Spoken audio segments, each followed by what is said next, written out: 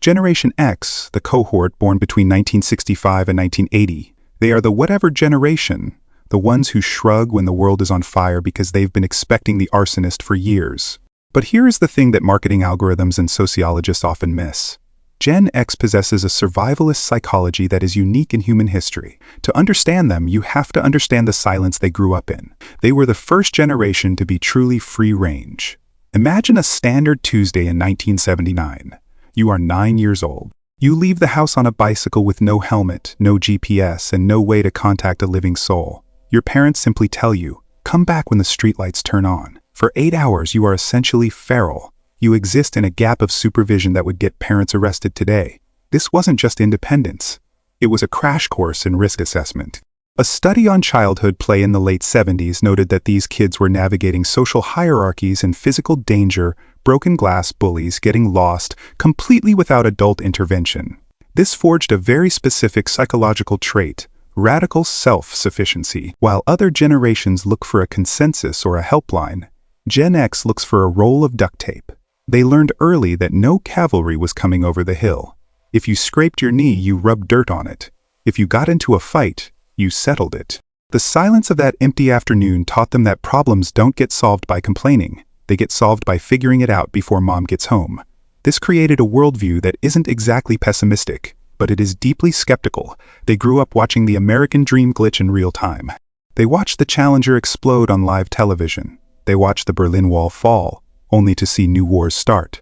They were the target demographic for the first massive wave of aggressive consumer marketing. As a result, Gen X developed a high-functioning BS detector. They were the first generation to realize that the television was lying to them. This is why they seem so emotionally detached to younger colleagues.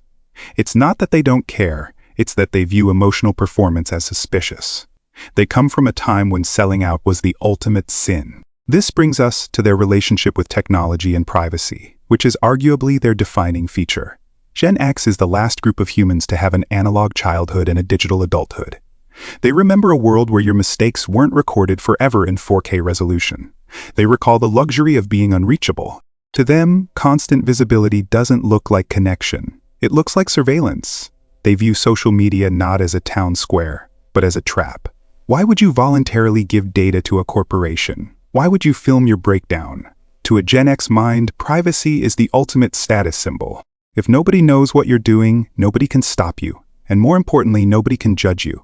But this cynical shell hides a surprising secret weapon in the modern workplace. Because they had to adapt from card catalogs to coding, and from typewriters to text messages, they have become the ultimate translators. They are the only ones who can speak boomer and zoomer fluently. They understand the rigid hierarchy the older generation loves, but they also get the fluid tech-native speed of the younger generation. They are the fixers. In a crisis, while others are assigning blame or posting about their anxiety, the Gen X mindset kicks in: assess the damage, ignore the noise, fix the problem. They don't need a pat on the back, and they hate meetings that could have been emails. Their loyalty isn't to the company logo. They saw their parents get laid off by those logos.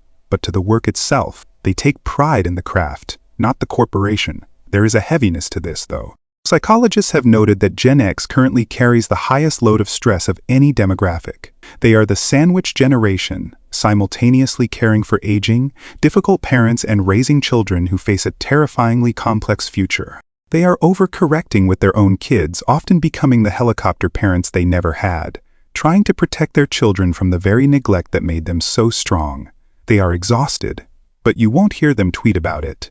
Generation X is the societal shock absorber. They take the hits from above and below, keeping the ride smooth for everyone else. They are the ones keeping the lights on, the servers running, and the bills paid, all while maintaining a low profile. They are the last generation to know what it means to be truly blissfully bored. And maybe, just maybe, they are the only ones who know how to be alone without being lonely. They don't want a trophy for it. They just want you to get off their lawn. If you enjoy these psychological deep dives, make sure to subscribe and turn on notifications.